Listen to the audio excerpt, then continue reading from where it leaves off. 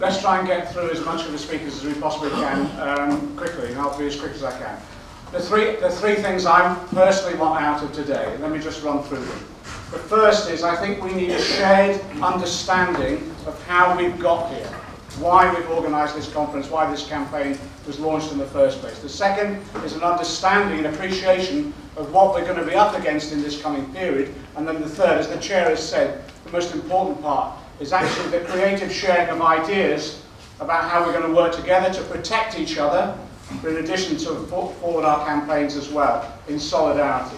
Let me just be quick then. How we've got here, well, it's a statement of the obvious, this, isn't it? In every recession, what's happened is those that own the wealth and control the wealth, that 1%, have decided that the way in which this recession, this economic crisis, will be tackled, will be, and it's the same tactics and strategy every time, will be to cut the wages and the social wage of working class people. It's the 1% protecting themselves so that the 99% pay for that crisis. It's the same in every economic crisis of capitalism of the last century and a half. And that's why they've come for cutting and suppressing wages, cutting pensions, cutting the welfare state that we developed, the social wage, privatising the NHS and cutting it, increasing tuition fees, cutting benefits, and then closing down the options that people have even to put a roof over their heads.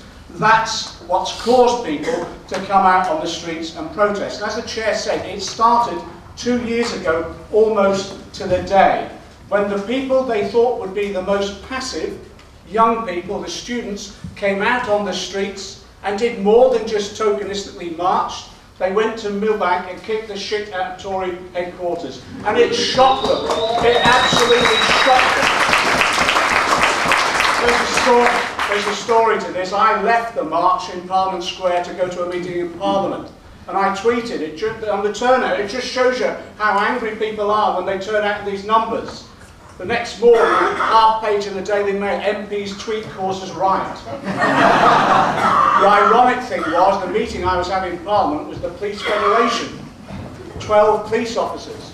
The next day in the media, cunning alibi by MP who caused riot. Extraordinary. What then happened, and this is what happens every time. Governments govern by consent. If they cannot manufacture that consent, they govern by force. And that's what's happened. And the first element of that force was the making of examples by dragging young people through the courts after Millbank to make them examples, exemplary sentences, which were brutal and appalling, and people suffered as a result, the individuals and their families. But what's interesting, it did not deter people, because 6 months later we had the largest demonstration in the history of this country for the last couple of generations, and we had the occupation of Fortnum and Mason by the heroes and heroines of UK Uncut.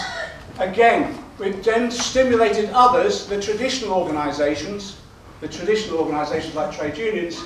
It gave them confidence as well. So we saw a wave of industrial action, again, that we hadn't seen since the 80s. The state response from that was almost textbook. First of all, it was a brutal policing response, the cavalry charges of demonstrations, the beating up of people like Alfie Meadows, the assaults that took place, the fitting up in police stations. We've seen it all before, and many of us have experienced it over the times. What then happened, again, what's interesting, is rather than deter people by those brutal methods, it actually motivated them more.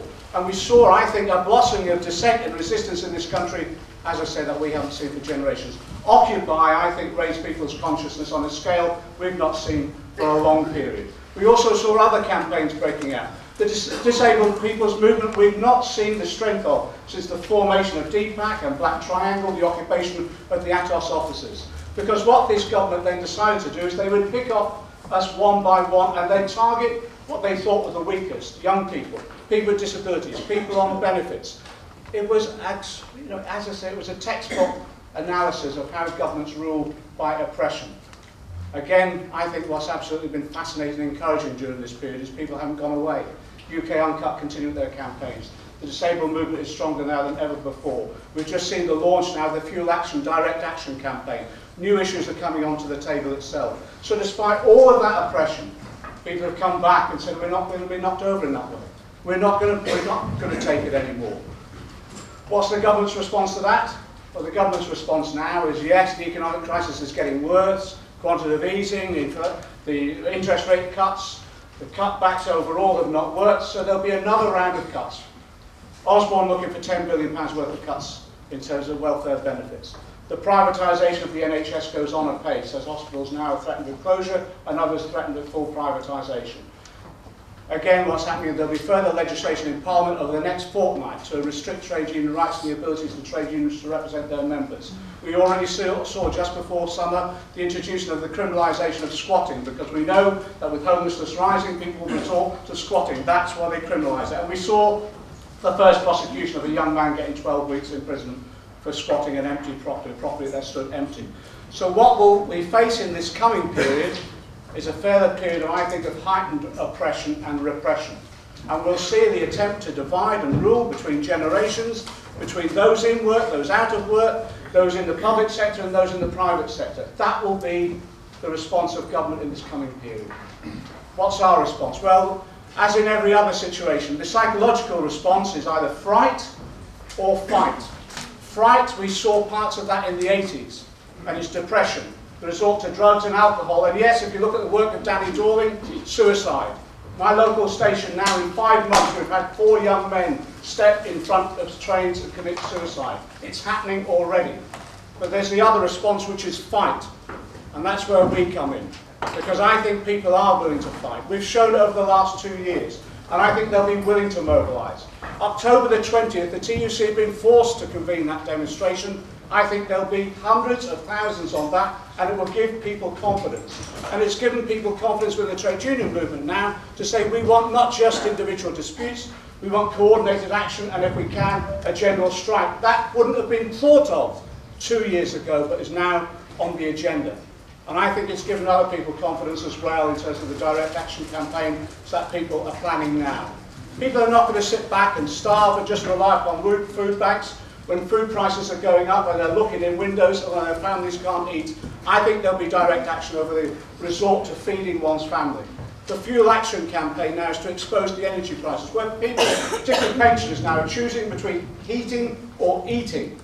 And again, the mobilisations of the pensioners movement now is on a level we've not seen for a long period as well. What does that mean then in terms of our planning today? Well, briefly and finally, it is this. There are 3 mechanisms in this country for change.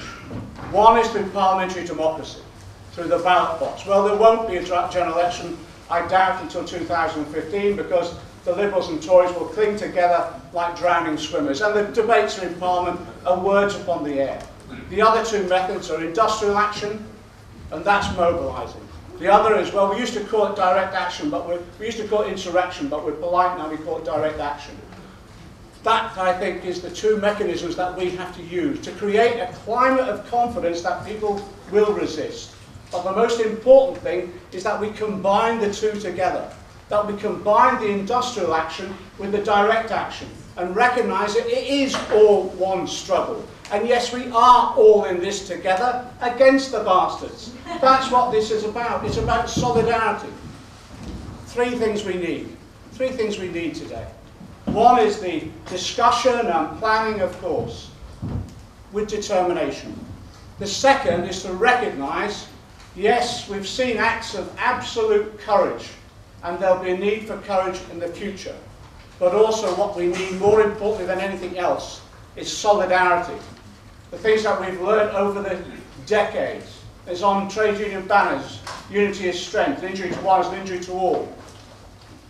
United we stand, divided we fall. The workers united will never be defeated. They're not just slogans, they're truisms. So what should come out of the discussion today is how we plan our actions, how we are courageous and determined in what we do, but how we do it together in solidarity. Solidarity.